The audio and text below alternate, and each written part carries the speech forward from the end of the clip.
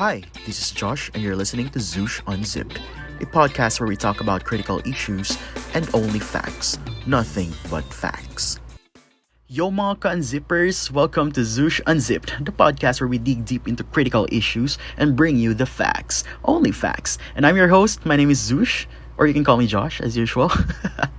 And of course, for today, we'll be talking about, an expression that we usually hear from the Gen Zs. I don't know if Gen Z lang ba talaga. Kasi even me as a millennial, I'm using it as well. Sometimes, it depends kung saan ako pupunta or sino yung kausap ko. But medyo familiar ito sa mga streamers or sa mga nagti-TikTok. And if you're familiar with the term, sheesh!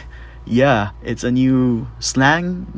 Para sa akin, bago. But of course, I did a lot of research and reading and I've read that it has been already used in the past. And of course, we will talk about that here in our podcast.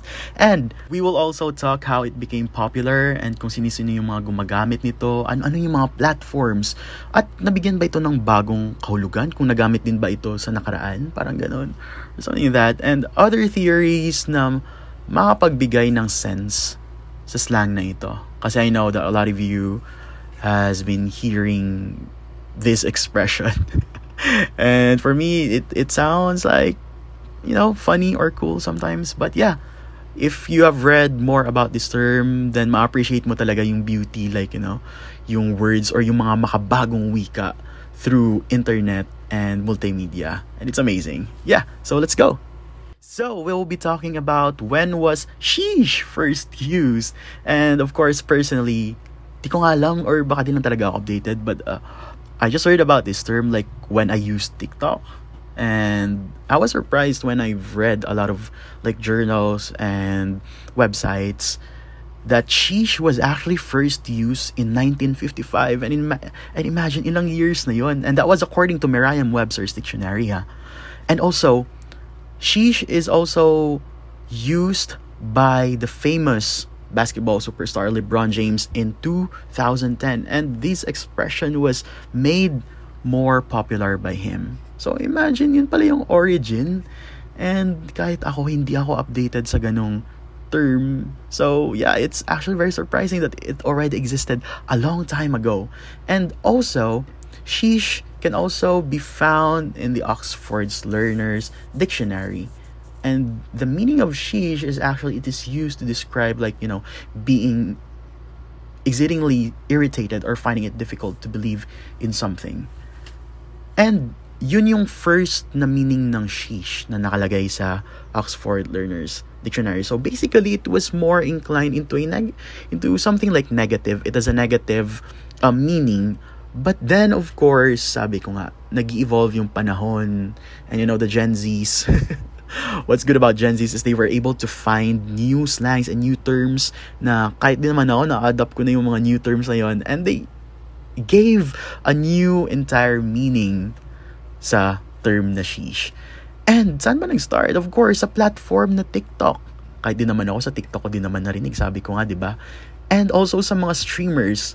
So, the first, one of the, tawag dito, famous na TikTok user na gumamit nito was Earl the Chicken when he posted a video something like in 2020, and you can always hear him saying this in a very mellow way of saying sheesh, ganon.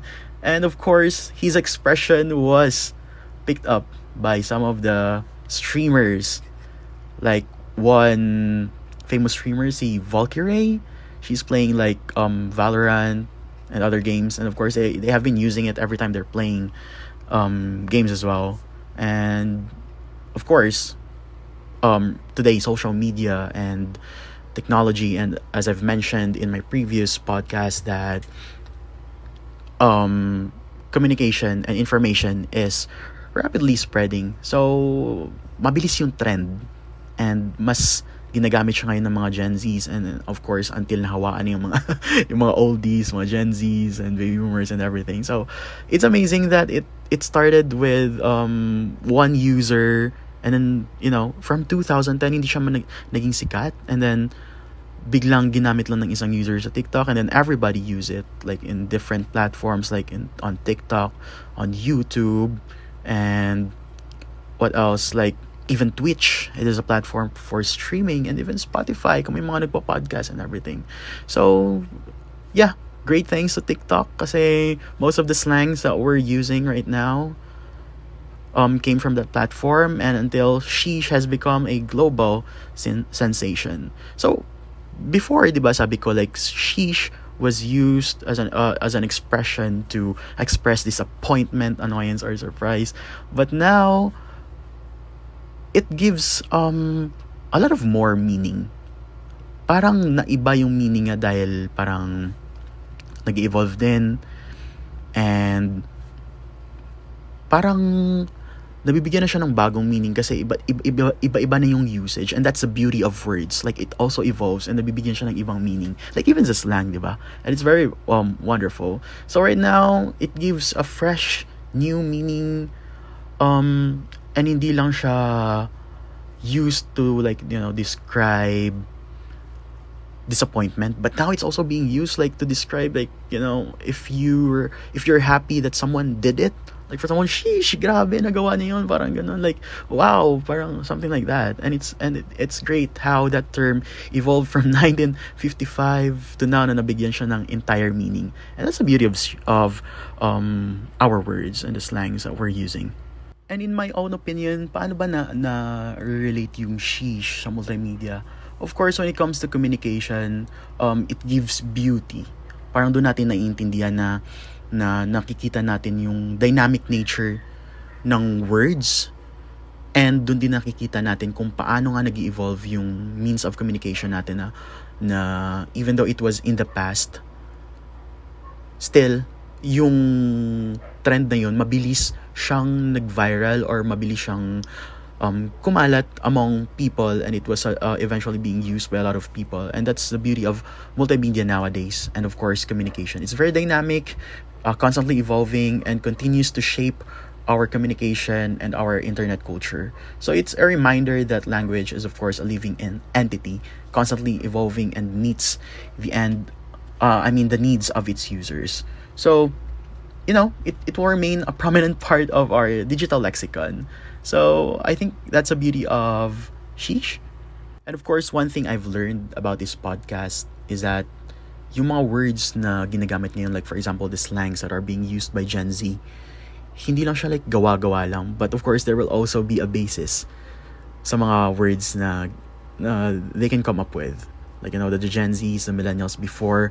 And it gives us an idea that language is indeed constantly evolving, and it will be a great factor or you know, a great foundation para mas lalong mapalakas or ma-shape yung digital platform, digital world, yung communication natin, and of course yung field ng multimedia.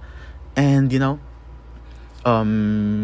it shows na ganun ka-powerful yung multimedia in a way na ang trend mabilis yung pag-ano ng mga viral terms, videos, and everything. So yeah, I guess that's what I've learned about sheesh, and it's very wonderful, it's very amazing, and I hope that in the future I'll be, you know, hearing more words and terms din na mas makapagbibigay din sa atin ng, you know, more ways to communicate, and para mas mapadali minsan yung mga, like, you know, to communicate yung thoughts natin na sometimes hindi natin ma-elaborate or something like that.